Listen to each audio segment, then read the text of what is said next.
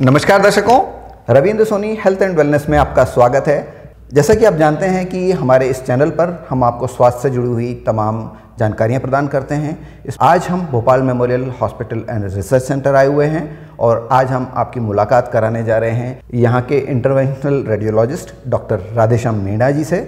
और आज हम जानेंगे कि जो इंटरवेंशनल रेडियोलॉजी की शाखा है मेडिकल फील्ड की, ये एग्जैक्टली होती क्या है और इस विशिष्ट शाखा के ज़रिए किन बीमारियों का इलाज होता है और इसमें भी और कौन कौन सी स्पेसिफिक बीमारियां हैं जिनका कि पहले बड़ा मुश्किल इलाज हुआ करता था और अब आसान हुआ है। तो सर, आपका बहुत बहुत स्वागत है।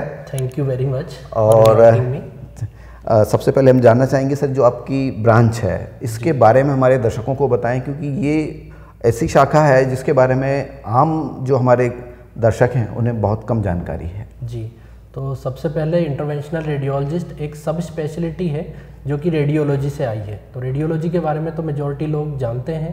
रेडियोलॉजी कंसर्न होता है डायग्नोस्टिक पार्ट से, जिसमें सीटी, एमआरआई, अल्ट्रासाउंड, एक्सरे वगैरह आते हैं, जो हर कोई हमारे यहाँ डे टू डे लाइफ में जांचें कराता है। तो वो जो जांचें होती है, रिपोर्ट्स बनाते हैं, वो रेडियोलॉजिस्ट होते हैं, क्योंकि उनका इमेजिंग में एक मेन रोल है। फिर उसके बाद जो इंटरवेंशनल रेडियोलॉजी है, ये इसी की सब स्पेशलिटी है।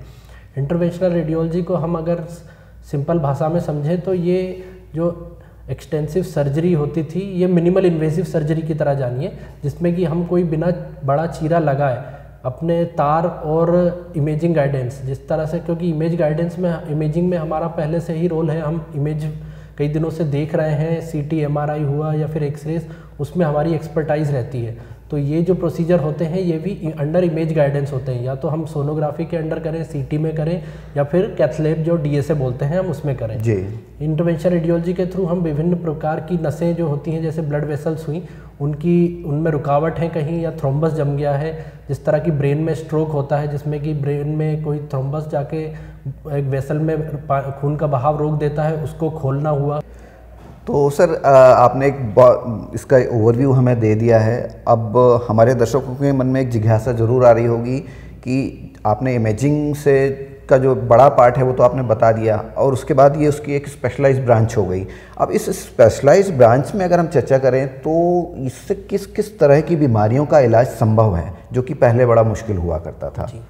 इंटरवेंशनल रेडियोलॉजी एक ऐसी सब स्पेशलिटी है जो हर सब स्पेशलिटीज़ में उसका रोल है। जिस तरह की आप जानते होंगे, gastroenterologist, gastrosurgeon, neurologist, neurosurgeon, pulmonologist, vascular surgeon, ये सारी स्पेशलिटीज़ में इंटरवेंशनल रेडियोलॉजी का काम है। तो जो भी बीमारी इन ऑर्गन्स में होती है, कई बीमारियों में इंटरवेंशनल रेडियोलॉजी का काम है। जैसे कि अगर मैं स्पेसिफिक हूँ न्यूरो सर्जरी या न्यूरोलॉजी से रिलेटेड, हमारे पास पेशेंट आते हैं स्ट्रोक के। स्ट्रोक मतलब जैसे पेशेंट कंप्लेंट कर रहा है, लकवा मारा है उसे, तो अगर टाइमली पेशेंट रीच करता है, डायग्नोसिस होता है, उसके बाद उसको इंटरवेंशन रेडियोलॉजी के थ्रू हम जो नसों में उसके खून का थक्का जम गया है और खून का प्रवाह बंद हुआ है, उसको हम इंटरवेंशन रेडियोलॉजी पद्धति से खोल के ट्रीट कर सकते हैं। और ये एक तरह से बहुत इंपॉर्टेंट लाइफ सेविंग प्रोसीजर है जो आगे डिसेबिलिटी को भी रोकता है। ये न्यूरो सर्जरी से रिलेटेड एक पार्ट हुआ। कई बार न्यूरो सर्जरी में कुछ खून के गुब्बारे बन जाते हैं, जिसको हम कॉइलिंग के थ्रू बंद कर सकते हैं विदाउट सर्जरी। फिर इसी तरह कैंसर ट्रीटमेंट में भी रोल है काफ़ी। जिस तरह की लीवर में कैंसर होता है, हिपेटोसेलुलर कार्सिनोमा जिसे बोलते हैं, उसका हम इमेज गाइडेड प्रोसीजर, जैसे एक होता है टेस बोलते हैं, जिसमें हम जो कीमोथेरेपी ड्रग होती हैं ओरली जो ली जाती थी, वो हम टारगेटेड उस ट्यूमर में डाल के एक तो उस ट्यूमर की एक्टिविटी को बंद करते हैं और दूसरी जो उसमें ब्लड सप्लाई करने वाली नसें हैं उन्हें भी बंद कर सकते हैं। इसी तरह से अगर हम पेरिफेरल वस्कुलर डिसीज़, जो कि कई बार खून जो हमारे पैरों को ले जाने वाली नसें हैं वो अगर बंद हैं क्रोनिक समय से, पेशेंट को चलने में दिक्कत हो रही है, पैरों में दर्द हो रहा है या कालापन पड़ रहा है, वो नसें भी हम स्टेंट या बलून के द्वारा खोलते हैं इस पद्धति में। जी। तो सर, जैसा कि आपने बताया कि जो पैरों की नसों की समस्या है, जिसको कि आम भाषा में लोग जानते हैं वेरिकोज वेन्स के नाम से, जिसमें कि नसों में गुच्छे उच्छे बन जाते हैं, तो इसके ट्रीटमेंट को लेकर के भी हम जानना चाहेंगे, क्योंकि आज बहुत बड़ी आबादी खड़े होकर के लंबे समय तक काम कर रही है और ये समस्या बहुत कॉमन होती चली जा रही है। तो कैसे आपकी ये विधा इस तरह की बीमारी को दूर करने में मदद करती है? जी, वेरिकोज वेन एक ऐसी डिसीज़ है जो कि बहुत लंबे टाइम में डेवलप होती है। और इसका अगर हम बोले रिस्क फैक्टर जो होता है, ये सबसे ज़्यादा कॉमन किस में है, वो जिनका कार्य बहुत लंबे टाइम तक खड़ा होना है। जिस तरह की आप मान लीजिए ट्रैफिक पुलिस हुए, उसके बाद टीचर्स हुए, उसके बाद कई जो ठेले वगैरह या रेडी पे जो खड़े रहते हैं कंटिन्यूसली 8-8, 10-10 घंटे लगातार, उनमें कॉमन है। उसके बाद कुछ फीमेल्स भी हैं जो प्रेगनेंसी के टाइम उनमें रिस्क बढ़ जाता है। तो ये एक टारगेट पॉपुलेशन होती है। Even doctors sir. हाँ जी, डॉक्टर्स जो खासकर सर्जन्स जो कंटिन्यूसली आपने देखी होंगी 8-8, 10-10, 12-12 घंटे की जो सर्जरीज करते हैं, they are also at risk. तो वेरिकोज वेन बेसिकली क्या होती है, खून जो हमारे पैरों से हार्ट की तरफ ले जाने वाली नसें हैं, उनका एबनॉर्मल डायलिटेशन होता है। क्यों? एक तो के वॉल्व खराब हो सकते हैं, इस वजह से खून भरने लगता है जी। खून भरता है तो नसें फूल जाती हैं, उसकी वजह से स्किन में कलर चेंजेस आने लगते हैं, वो स्किन हार्ड हो जाती है। सर मैं थोड़ा सा यहाँ पर हमारे दर्शकों को बताएं कि जो खून वापस हार्ट की तरफ जाता है तो वो क्यों नहीं जा पाता और क्यों वो समस्या का कारण बनती है, फिर वही जो दिक्कत है। जो खून हमारा पैरों से वापस जाता है, वो एक तो जो पैर की मांसपेशियाँ होती हैं वो एक पंप की तरह काम करती हैं। जैसे हम कंटिन्यूसली चल रहे हैं तो वो पंप एक्ट कर रहा है तो खून ऊपर जा रहा है। आप जब कंटिन्यूसली खड़े रहते हैं, बहुत ज़्यादा एक्टिविटी नहीं है, तो वो खून इकट्ठा होने लगता है। एक वो, दूसरी चीज़ वॉल्व होते हैं जो कि बैक फ्लो को रोकते हैं। कई बार वो डिसीज्ड हो जाते हैं कंटिन्यूस खड़े होने से, तो वेग फ्लो नहीं रुकेगा तो वो इकट्ठा होने लगेगा। मतलब उसको धकेलने का काम करते हैं और वापस नहीं आने देते हैं। वापस नहीं आने, पर अब वो काम जब रुक गया तो वापस आता है और वो इकट्ठा होने लगता है। इस वजह से कई बार अल्सर भी हो जाते हैं कई पेशेंट्स को। जी। तो सर ये वेरिकोज वेन में जो आपकी इंटरवेंशनल रेडियोलॉजी है, वो किस तरह से जाकर के उसको आइडेंटिफाई करती है उस समस्या को, और क्या उसका ट्रीटमेंट उसके ज़रिए होता है? जी, तो वेरिकोज वेन एक ऐसी बीमारी है, उसका सबसे पहले डायग्नोसिस जो होता है, एक तो क्लिनिकल कुछ पैरामीटर्स होते हैं जो पेशेंट को हम देख के भी बता सकते हैं। कुछ जिनको बहुत एग्रेसिव है कि हाँ गुच्छे बने हुए हैं, स्किन चेंजेस हैं, बट कुछ पेशेंट ऐसे होते हैं जिनको केवल सिम्टम है पर दिख नहीं रहा बाहर से। तो सबसे प्राइमरी मोडेलिटी जो होती है डायग्नोसिस में, वो होती है कलर डॉपलर। वो रेडियोलॉजिस्ट ही करते हैं। तो उसमें हमें पूरी जो नस है उसका स्टेटस पता चल जाता है, उसके वॉल्व ठीक है या नहीं, नसें मोटी हैं अगर, और गुच्छे बने हुए हैं। तो पहले डायग्नोसिस भी रेडियोलॉजिस्ट करेंगे, फिर इंटरवेंशनल रेडियोलॉजिस्ट उसका ट्रीटमेंट करते हैं प्लानिंग के बाद, और वो ट्रीटमेंट पार्ट होता है लेज़र के थ्रू। लेज़र आजकल 2-3 मॉडलिटीज़ और हैं। लेज़र बोल दीजिए आप, RFA बोल दीजिए, नई ग्लू पद्धति भी आई है जिसमें हम बिना सर्जरी, बिना चीरे के पेशेंट की वेरिकोज वेन का ट्रीटमेंट करते हैं। जी, तो ये जो ट्रीटमेंट होता है सर, इसमें कितना समय लगता है और कब से लोग कितना समय के बाद काम पर जा सकते हैं? जी, ये वेरिकोज वेन का जो ट्रीटमेंट अगर मैं लेज़र के थ्रू बताऊं तो ये डे केयर प्रोसीजर है।